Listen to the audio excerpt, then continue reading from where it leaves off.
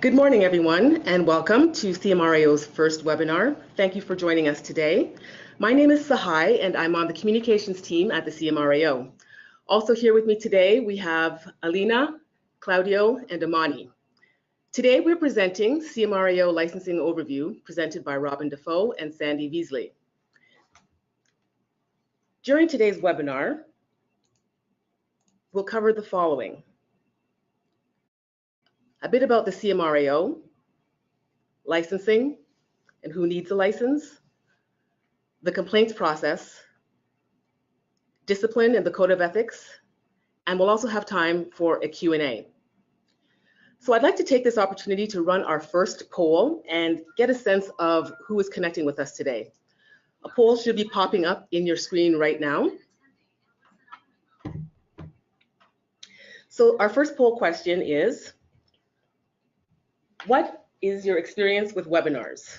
You should see the poll screen. Please just submit the answer that best describes your experience with webinars. This is your first webinar, you've attended webinars before, and you've attended several webinars in the past. So I see the responses are coming in. Great. Okay, we'll just keep the poll open for a few more seconds. But this is wonderful, great participation. Okay, and we'll close this poll and share the results. So 27% of you, this is your first webinar, so welcome. For 47% of you, you've attended a webinar before, and 27% of you attend webinars all the time. Again, welcome to everyone. So just a little bit of housekeeping before we get started with today's webinar. If you have any questions during the presentation, please type them into the question box in your control panel, which should be on the right-hand side of your screen. We will put them in a queue, and we've reserved plenty of time for the Q&A session with our presenters. Your questions will remain anonymous, so please feel free to submit them at any time during the webinar. At the end of the webinar, we will be sending out a short survey. Please take a moment to complete the survey. Your feedback is very important to us. We do plan to do another webinar in January, and your feedback will help us shape that presentation. If you have any colleagues who weren't able to join us today, we do plan to post today's webinar on our website, which is www.cmrao.ca, as well as on our YouTube channel, so you can look for it there. And speaking of social media, if you are active on any platforms, please use the hashtag CMRAO webinar. We will be monitoring social media during the webinar and can also take questions from you there. So connect with us through Twitter, through Facebook, on LinkedIn, on YouTube, and Instagram. And once again, the hashtag is CMRAO webinar. So without further ado, I'm going to turn things over to our first presenter, Robin Dafoe, Executive Director and Registrar of the CMRAO. Welcome, Robin. Thank you, Sahai. And good morning, everyone. Thank you very much for joining us. It is a pleasure to be with you this morning. I'm going to provide you with a short overview of the CMRAO and highlight some key milestones before turning things over to Sandy, our Deputy Registrar, who will walk you through the licensing, complaints, and discipline pieces. So as most of you know, the CMRAO is a regulatory body established through legislation, the Condominium Management Services Act 2015, or the CMSA. We are a not-for-profit corporation governed by an independent board of directors and funded by licensing fees paid by the condo management sector. So the new legislation was established to put CMRAO in place by the government following an extensive review of the condo law. It involved an 18-month public engagement process. The review process involved condo owners, residents, developers, managers, and other experts, and generated more than 2,000 submissions and over 200 recommendations to strengthen consumer protection and support the needs of both current and future condo owners. Based on the review, new legislation, the Protecting Condominium Owners Act 2015, was implemented, leading to the establishment of two separate and distinct administrative authorities: the Condo Management Regulatory Authority of Ontario, the CMRAO, and the Condominium Authority of Ontario, which supports condo owners, directors, and residents.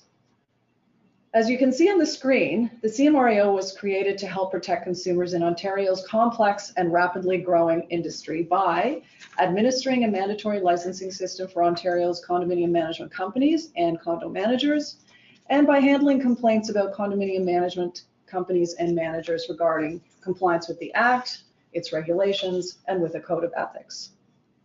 As a licensee, managers and companies are expected to be financially responsible and act in accordance with the law and with integrity.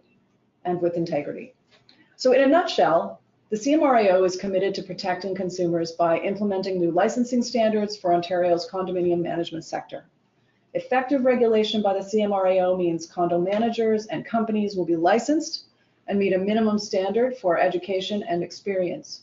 And meeting these standards will enhance the integrity of the sector, strengthen the profession, and provide condo owners with confidence in those who manage their most important investment, their home.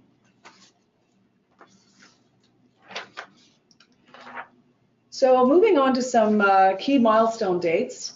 It's been a very exciting and fast year here at the CMRAO. The team worked at a fever pitch over the summer and are still working to develop the systems and processes to begin licensing condo managers and companies in Ontario. So most of you know on November 1st, the CMRAO opened its doors and began accepting licenses online for the license period November 1st to June 30th, 2018. I'm pleased to advise that the licensing team has already received approximately 1,600 applications and have begun the process of reviewing those applications.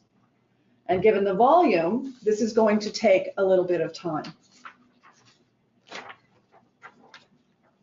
The CMRAO is a new organization and is reviewing applications for the first time. We want to look holistically at the collective of applications to get an understanding of the full picture of the condo management sector in Ontario. We also want to ensure that applications are processed consistently and effectively. For example, we've noted that some individuals have named as a reference for several applicants. So the team wants to work to bundle these in order to reach out to references at one time and go through those applicants. The CMRAO understands the importance of these decisions and the impact on jobs and the condo management sector as a whole. And we want to take time to make these decisions. We expect to be issuing those decisions in February, and individuals and companies can expect to receive those decisions via email. In the meantime, you can continue to offer management services until a decision has been made on your license application. So other key dates that you see on the screen here, I've mentioned the license application. I think you have to go back, Sahai, sorry. So that's the last day to apply for a license.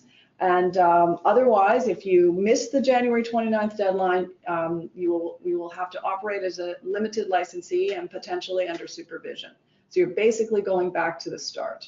February 1st, we anticipate the Code of Ethics regulation will come into effect, and that will require condo management companies and managers themselves to comply with the law, practice ethically and with integrity. And then June 30th will be the beginning of the new license period for the annual renewal in 2018.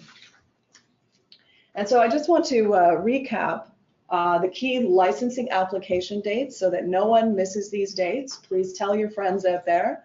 All companies and individuals engaged in condo management services must apply to the CMRAO by January 29th, 2018. Those who apply before January 29th can continue to practice until a decision is made. And this initial licensing period and the fee associated with that is from November 1st, 2017 to June 30th, 2018, and the fees will be prorated for that period. And anyone who applies before the end of the year, we have extended the early discount deadline from December 15th to December 31st because we were receiving quite a number of applications last week. So that's been extended to the end of the month for a 10% discount on those who apply. So thank you very much, and I'll turn it back to Sahai. Thanks, Robin. So I'd like to take this opportunity to launch another poll. So this time, we're going to, the question is, which city or town are you connecting to today's webinar from? So for this, you're going to need to respond using your question box, which should give you some practice so you can start typing in your questions. But feel free to type in the city or town that you are connecting to today's webinar from.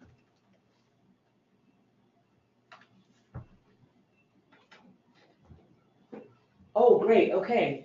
Seeing responses coming in. Collingwood, Kingston, Markham, Mississauga. GTA is well represented. Scarborough, London, North York, Ajax, Cornwall. Excellent. That's great. Keep those coming. Ottawa. Okay. Wonderful. That's great. Thank you very much. So I would like to now introduce our second presenter, Sandy Vizely, Deputy Registrar of the CMRAO. Hi, Sai. Hi, Sandy. Good morning. Good morning to you. And good morning to everyone. As Sai said, I'm the Deputy Registrar here at CMRAO, which means I report to Robin, the Registrar. Maybe in more simple terms, my job day to day is to be the Director of the Licensing and Complaints area. So that's what I'm here to talk about today. We'll go through the licensing program, we'll talk about complaints, and finally we'll also talk about discipline a little bit. But to get started, let's jump right into licensing. And we'll kind of go through, I guess, 3 areas. We're going to talk about who needs a license, how to apply for a license, and finally, what kinds of licenses are available out there and what the requirements are. So a really common question that we do hear from time to time is, who needs a license, or more specifically, do I need a license? The simplest answer to that question is to say, if you're providing condominium management services and you're not excluded specifically by regulations, then you need a license to offer these services. That definition is in the Condominium Management Services Act, and it's basically broken into 2 parts.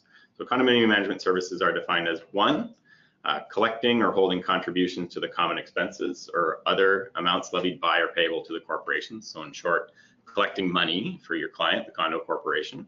And 2, exercising delegated powers and duties of the corporation or its board of directors. And then the Act gives 3 examples: making payments to third parties, negotiating or entering into contracts, and supervising employees or contractors hired or engaged by the corporation.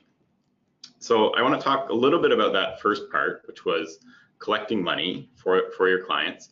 There is an exemption in the regulation to this part of the definition. So if, for example, you or maybe somebody you know is working as a superintendent, and primarily what you do day to day is you provide maintenance services to the condo.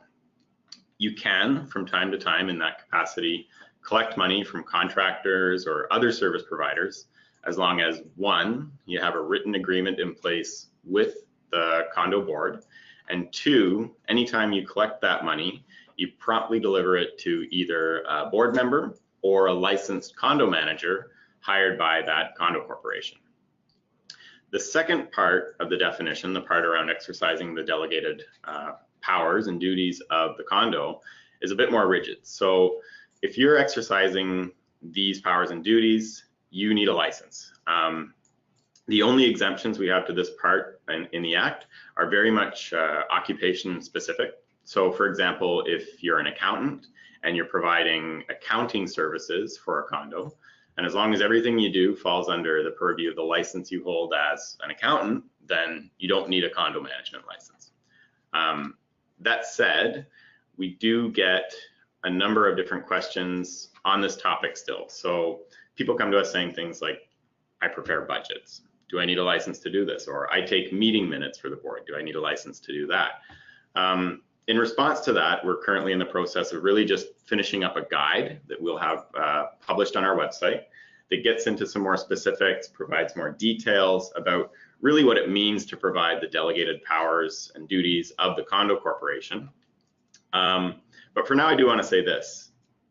This is a common question we get as well, is around job titles. So people coming to us who are site administrators, for example, and asking whether or not they need a license. So it's really important to understand that it's not your job title that defines whether or not you need a license. It really is what you do. So if you're providing condo management services, like we discussed, regardless of your job title, whether you're a site administrator, a superintendent, or a condo manager, then you need a license.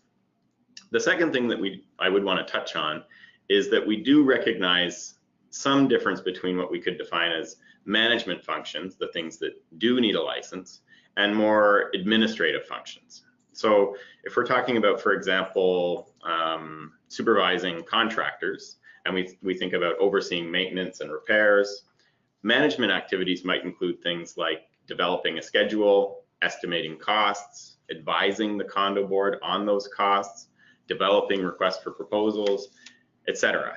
Whereas things like administrative activities could include things like scheduling contractors or preparing routine work orders within kind of the predefined confines of a established process there. So you have to be kind of careful what you're doing if you think you're on the bubble. If you do have any questions about whether or not you think you need a license, we do encourage people in all cases, don't hesitate, contact us, and you can either call us, the information is on the website, or email info@cmrao.ca.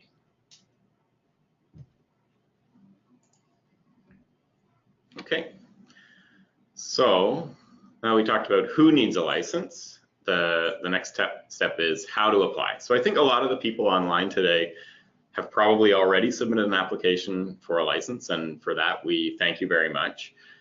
For those who haven't, we'll go over the process really quickly. It's all online, so you come to our website, cmrao.ca. You should research the types of license that are available, take a look at what the filing requirements are, read through the instructions. You'll create an account on the website using a username, email address, and a password. Once you've created that account, you log in, you select the license you want to apply for, and you jump right in. So it's kind of a step-by-step process. It guides you along, asks you for different pieces of information. Once you're done with the application, you pay the application fee and submit, and at that point, your job is done, application is with us, and we get to reviewing it and reply to you from there. So as you go through the process, if you do have questions, again, you can call us or email. We're more than happy to help out. There is one question we've had probably more than once, and it's probably now a good opportunity to clarify, and it's around academic transcripts. So a common question is, do I need to provide a transcript? And if you're applying for a general license, and if you haven't previously successfully completed the RCM exam, and we'll talk about education requirements in a minute, then we would require your transcripts. If you have previously completed the RCM exam, then you don't need to send us your transcripts. We have a process in place with ACMO to validate those requirements on the back end. So just wanted to clear that one up while we had the chance. So now that we've talked about how to apply for a license, let's then talk about the different types of license. So CMRAO licenses both individuals and businesses. For individuals, there are 3 different categories of license. There's a limited license, transitional general, and general license. And we'll start with the limited license. So there are basically 2 people that would apply for a limited license. And the first and most common scenario is for new entrants to the sector. And in fact, anybody with fewer than 2 years of experience in the sector would only qualify for a limited license. We do define 2 years as 2,920 hours. So there's a chance you might have, say, a year and a half or so, but you've been working a lot of extra hours. You could meet the threshold that way. But generally speaking, yeah, 2 years is the cutoff. There are other people out there who may choose to apply for a limited license, even though they have more experience in the sector. So we talked a little bit earlier about that difference between administrative functions and management functions.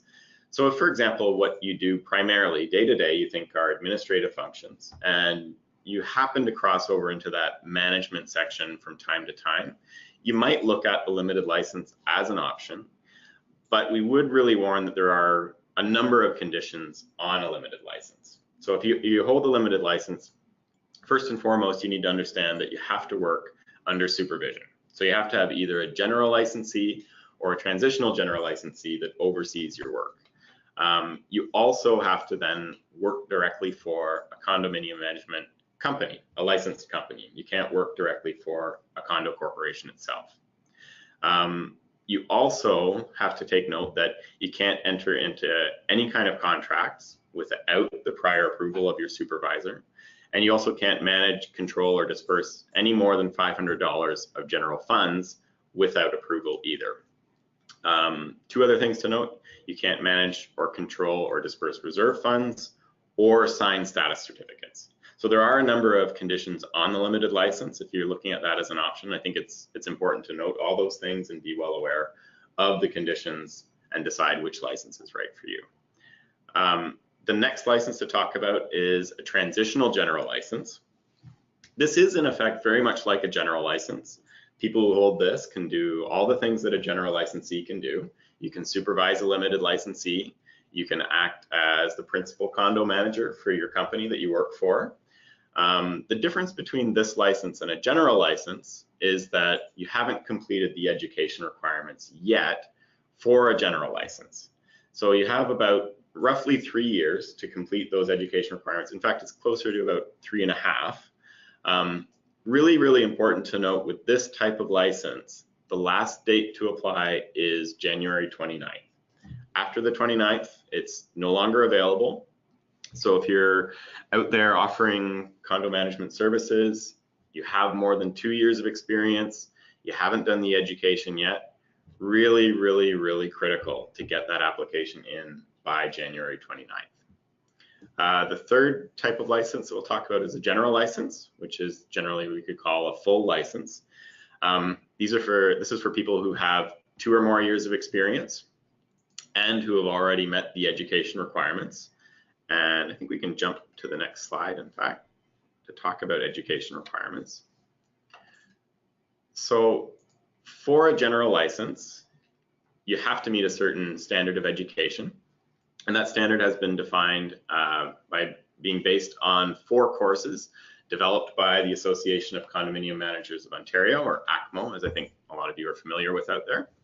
The 4 courses being condominium law, physical building management, financial planning for condominium managers, and condominium administration and human relations. So you can either complete the 4 courses yourself by doing them at an in-house provider or at a college. There's more information for that on ACMO's website, where you can go to find the courses. You also have the option, if you have more than 5 years of experience prior to November 1st of 2017, of writing 4 challenge exams. So instead of taking the full courses, you can take the challenge exams as a substitute, or a combination of courses and challenge exams. We also would accept that. And finally, for people who've been working as condo managers in the sector for more than 10 years, and specifically more than 10 years before November 1st, if you previously completed the RCM exam prior to November 1st, then that is another way of meeting the education requirements. But I think it's important to point out as well, if you didn't complete that exam prior to November 1st, then you'll have to take either the 4 courses, 4 challenge exams, or a combination of the 2. The education requirements have been defined for a period of 4 years plus a 1-year tail. So that means that if you're working on your education getting close to the end of the 4 years, if you've started a course before the end of that year, you've got 1 year to finish up that course. And throughout the next 3, 4, or 5 years, as we go through this process, it is CMRAO that's looking at education requirements and will in the end be in charge of defining those requirements on a go-forward basis. So that's education, and I think that's licensing. Oh, sorry, there's one more type of license, I almost forgot. Pretty important one as well. So in addition to individuals, any company that's providing condominium management services also needs to be licensed. And a few things to touch on. I think one thing in particular is to talk about the principal condominium manager. So for each company that's applying for a license, you need to identify one person that's going to hold either a general or transitional general license to be the principal condo manager for that company. And I think it's important to illustrate or to tell people that that principal is in fact responsible for ensuring that the company adheres to Condominium Management Services Act and the regulations that go with it. So I think it's prudent for people out there to understand that, especially if you are a principal condo manager, that it is your responsibility to make sure your company acts in accordance with the law. So that's it on Great. licensing. Okay. Thanks, Sandy. So I'm going to jump in here with another poll question, which is, what is your role in the condo sector? Looking forward to seeing the responses to this question. The results are coming in slowly. I'm going to keep this open for another few seconds. Okay, a few more. Please just click the response that best describes what your role is in the condo sector. Okay, going once, going twice. Okay, I'm gonna leave it open for another few seconds just because we've had really good participation up to now and we're not quite at 100% yet, and I'd like to encourage everyone to submit a response to this poll. Just a couple more seconds. The majority of people, though, it looks are condo managers or property managers. Okay, let's go ahead and we'll close this poll. So yes, just as I said, around 85% are either property managers or condo managers, 2% are condo directors, 9% legal administrative capacity, legal, accounting, communications, etc., and the 5% is signed in as other. So great. Just before I pass things back over to Sandy, I just want to remind you that you are participating in today's webinar in listening mode, so you are on mute. However, you can communicate through the question panel of your control, through the question box of your control panel. So again, feel free to keep those questions coming in and we'll line them up for the Q&A at the end. We encourage as many questions as possible, and your questions are anonymous once again. So Sandy, I'm going to turn things back over to you. Okay, thanks, Sai. So we've talked about licensing. The next topic is complaints. So I'll point out CMRAO was established in the interest of consumer protection. Part of that means responding to consumers, which in our case could be condo board members, condo owners in general, when they bring something to our attention that warrants some kind of action. So anybody can file a complaint. It could be someone that owns a condo unit. It could be another management provider out there. It could be a person, a management company, frankly, anybody. And we couldn't stop people if we tried, actually. So anybody that wants to submit a complaint can. I think it's really important to note the types of complaints that we're interested in. So because we are here to license condo managers and condo management companies, we want to hear complaints related to them. And it's quite common, in fact, that we do get complaints from condo residents, condo owners, where the issue they're having typically stems from their board. It's a mix. Sometimes they do have an issue with their manager, and it's a management issue, but it's not uncommon that people living in condos fundamentally don't understand what that environment is like and who their issue is. So I think that's really important to point out. We can skip ahead to the next slide. So hi, thanks. I'm going to talk about also how we handle complaints as they come in. So I think it's important to note that we do have a duty to handle complaints in a way that's fair and respectful. So when we get a complaint, we always take it seriously, whatever the case. We're here to listen. We're here to figure out what's going on. We aren't out there knocking on doors looking for complaints. It is on the public to come to us, tell us what's going on. As they submit a complaint, it's also up to us then to get to the bottom of it. It's quite common that we first get a complaint and the details are a little bit thin. We don't really see the whole picture. So we do quite a bit of back and forth often with consumers to figure out what's going on. And also we have a duty to be fair to the person who's being complained about. So if it's a manager, then at some point reaching out to the manager and talking to them to hear their side of the story and see what's happening. Although, you know, we usually only get to that point if we find that there's a reason that warrants that. So if a complaint comes to us and we find that it's not really of importance, then we don't go that far in that case. We do rely heavily on the complainant really to provide sufficient amount of information if we are actually to take any kind of action. How the complaints process works, for now, we basically take everything in through email is the best channel. You can call to file a complaint, but at the end of the day, it's best to have something in writing. We'll always follow up with a client by email to get more information. In the future, we'll have a bit more of a fancier online intake mechanism, a complaints form, but for now, we find that through email works just fine, actually. We're able to collect all the documents that we would ever need.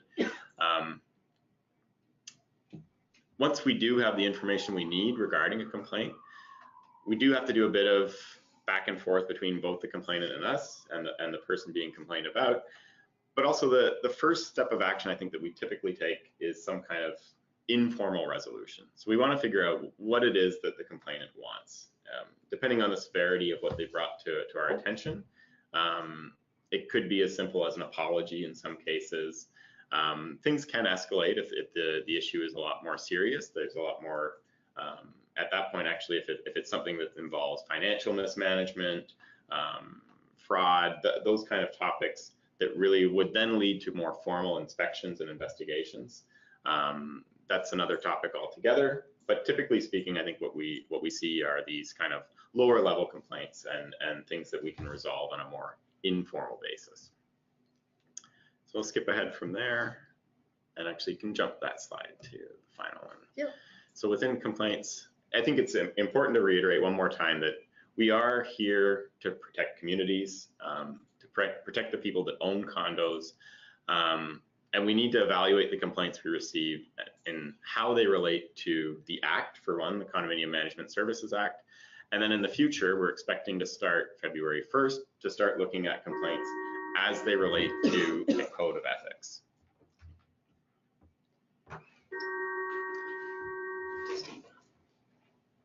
Sorry about that. We had a call coming in apparently.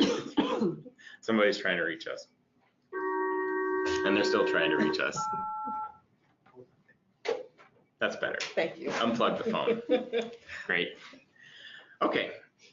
So I think that's what we've got on complaints. We've got a question period coming up in a little while as well, so we can tackle any questions at that time on that topic. Okay, sounds good. So just before Sandy goes to the next section, I'm going to jump in here with our final poll question. Have you already applied for a license? Yes or no? Great, responses are coming in very quickly this time around. It's great. I'm going to just keep this open for another moment or two. I think we can go ahead and share the results. So 91% of you said yes, you have already applied for your license, which is great. You were able to take advantage of that early application incentive, so good for you. 9% of you have not, but as Robin already mentioned, we have extended the deadline for that early incentives until 11:59 p.m. on December 31st. So please do get those applications in if you would like to take advantage of that 10% discount. All right, Sandy, I can turn things right back over to you. Okay, thanks, Sahai. So we've talked about complaints, and the last part of our presentation today is around discipline. So maybe not the funnest part for everyone, but an important part to talk about regardless. One of the questions that we get from time to time is, can a manager lose their license? And I guess the short and simple answer is yes. The registrar does have the power to suspend, revoke, or even refuse a license application. In those cases, the matter is brought to the License and Appeal Tribunal. So the applicant or the licensee has a chance to present their case, the registrar presents their case, and then the LAT, as we call them, LAT, they have the chance to either uphold the decision, not uphold the decision, or change the decision, make recommendations. So there are processes in place for that. Typically, though, I think it's really important to understand that this is really the last type of action we would take. It's really the ultimate protecting consumer type of action. It's not something that we ever look forward to doing. And there are other types of resolution that can be taken instead of suspending or revoking the license. Most common might be things like requiring education. So if someone has done something wrong, if they can take a course to simply remediate what they've done, then that's usually a better solution. That said, it is important to note that if the registrar has lost confidence that the person applying for a license or who already holds a license can either act in accordance with the law with honesty and integrity, or can't manage finances responsibly, then they may make the decision to revoke or refuse a license application. And one other question we have on discipline to answer is, are licensees required to comply with action? Again, yes, absolutely, you're required to comply with the action. So there are a number of different things that the registrar, or for that matter, a CMRAO discipline committee can take against a licensee. And failure to comply with the action can result in more action. So I guess maybe we can use an example, and I'll use one on the extreme end of the spectrum. So say, for example, we get a license application from someone who has a long criminal history, which includes things like fraud, theft over 5,000, multiple counts of this. And the registrar looks at this and says, you know what, it's not in the public's best interest to give this person a license as a condo manager. That person then appeals the decision, they go to LAT, LAT upholds the decision, and sure enough, this person isn't entitled to hold a license, whatever the case may be. What then happens if this person decides, so what, I'm going to continue providing condominium management services? What can we do about that? Well, there are other options still. So if the matter comes to our attention, we find out someone's practicing without a license, particularly someone who's had a license application refused, the matter could be referred to a discipline panel, and that person could be fined up to a maximum of $25,000. So it doesn't just stop there necessarily. There are more actions that can be taken. And yeah, the answer to this question is absolutely, you're required to comply with the action taken. So I hate to really end on a note like that. It's on one of the negative ends, I guess you could say. So it's probably most important to just point out, licensing of condo managers and condo management companies it's kind of like anything else.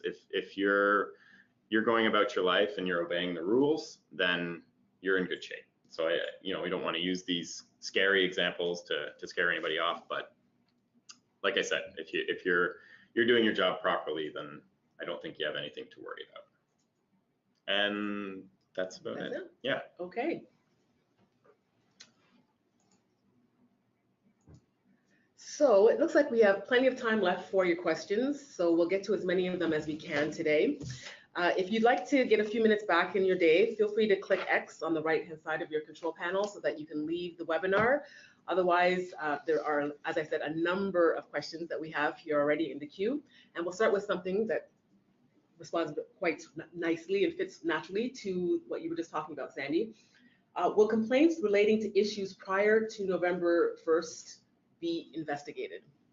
It's a really good question. I think in some cases, yes. It's important to note that one thing we talked about earlier, which is the registrar needs to have confidence that you will act in accordance with the law and that you'll be financially responsible. So, as part of the license application process, we look at criminal background checks, and that's a factor that can weigh in on the registrar's decision on a license application.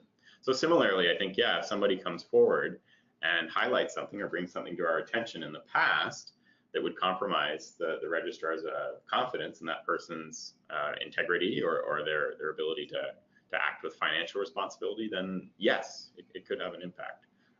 It depends as well, though, like things within the Code of Ethics, which isn't coming up until February 2nd, and the nature of the complaint that we see might be more of an informal conversation depending on really what the person does. So I know it's not the clearest answer that people want, but it depends really, I think, on the severity of what happened. Okay. How is the CMRAO going to track someone managing condo as a bookkeeper or site administrator or board member who's getting his unit common element fee offset for the service? Okay. So I think, like we talked about earlier, the complaints process is driven from the community. So we aren't out there knocking door to door looking for this kind of behavior. It really is on the condo corporation or other condo management companies or condo managers. If you're aware of this kind of behavior, then to report it to us. Okay. The next question is from someone who's obviously had a look through or started the application, and they're asking about the criminal check process. So they're saying that they already obtained the criminal record check directly through their city, and they want to know, how do they submit that, or do they have to follow the back check link that we have on the website? Yeah, so you don't have to do the back check process, although I would generally encourage people to use it because I think the fee is cheaper, for one, than going in person for most local police stations. If not all the ones that I looked at online, it's cheaper there. It's also faster. You can get it done pretty quickly, and it takes, I think, 24 hours for the results to come back to us. So back check is certainly the preferred method, but if you happen to go in person to do a police check, the one request we have is that you mail us the original. So we can't accept a photocopy. Original copies are a must for us, and it should be sent to the registrar's office, and the address for that is on our website. If you look at any of the individual license application sections, limited license, transitional general, or general, the address is there. Okay. We have two questions related to education, so I'll kind of just do them back to back. The first one, is there an ongoing or continuing education requirement for licensed managers? Do you want the second one now, or do you want to? Let's do the first one. Let's do the first one let's start first. with that. Okay. So for ongoing education requirements, yes, there will be. We don't know exactly what those are just yet. So we will be in discussion with the ministry, and have been, to talk about exactly what those requirements will be and when they'll be rolling out. So I don't have an answer for timelines just yet on that. But yes, there will be some ongoing education requirements. Okay. And the next question relates to education. Are courses that were taken before the 4 courses were designated, the 4 ACMO courses designated by the legislation, specifically 1990 to 2010, are they acceptable as equivalents?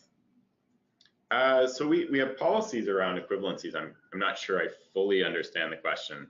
Are they talking about courses that are different than the ACMO courses? So let's assume that's the case. So someone's taken different courses than the 4 ACMO courses.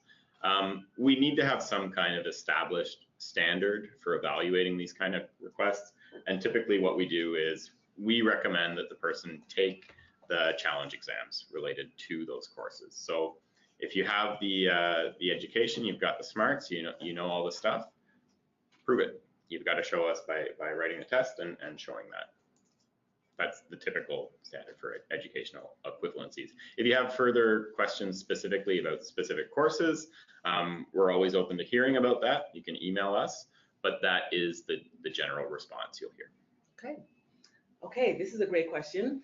I have already applied for the limited license. However, after listening to you, Sandy, I think that I may have qualified for a transitional license. Is there any way to change the application? Yeah, so the process for this is that you should submit an application for transitional general license the same way you did for the limited license.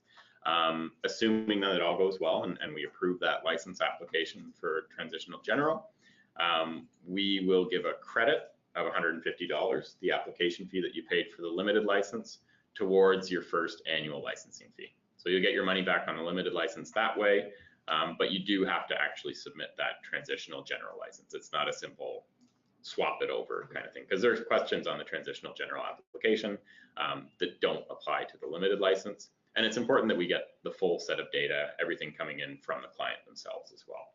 So that's the process. But yes, you're okay. Okay.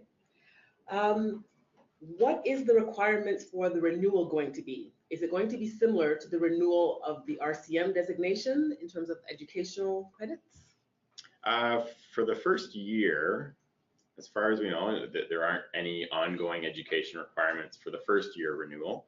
I can't speak specifically to what the requirements are for renewing the RCM designation. I can only speak to what the requirements are for the CMRAO's license renewal. So for first year, the answer is, I believe, no, but we'll get back to that in a little bit. Okay. When does the experience clock start ticking for a limited licensee? Does the person have to be in the position of manager in order to accumulate the experience?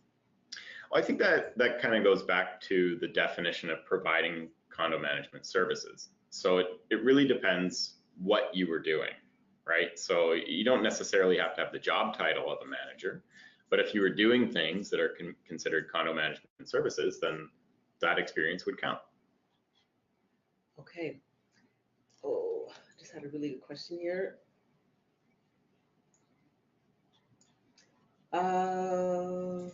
Sorry, just give me 1 second.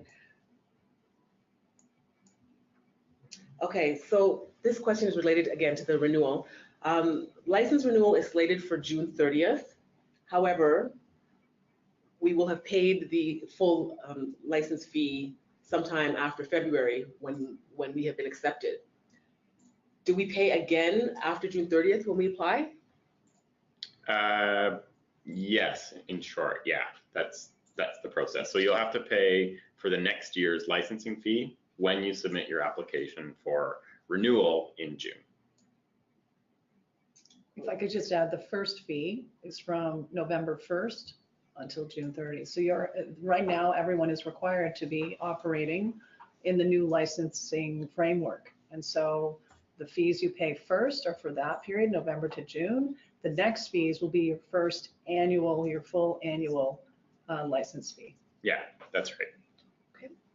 And Robin, this is a question, you kind of alluded it to it earlier.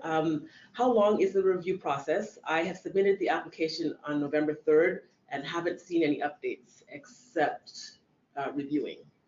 Okay. I'll let Sandy answer. He's close to the team. Yeah, sure. They're working very feverishly on these reviews. Yeah. So to Robin's point earlier, we're looking at all applications collectively for one. Employment reference checks are a rather time-consuming process. We do have the benefit of now doing some of these reference checks in bulk. So we have cases and sometimes where maybe 10 applicants have referred to one person to check their experience. It does take time. We have to make sure we're doing things consistently across the board. I think the most important thing to note is even though you haven't heard back from us yet, you're okay to continue providing the services. In fact, you do have a license, assuming you've provided services prior to November 1st, you're deemed by law actually to already hold the license. So regardless of when we get back to you, the fact that you've applied, you've done your job, it's in our hands now.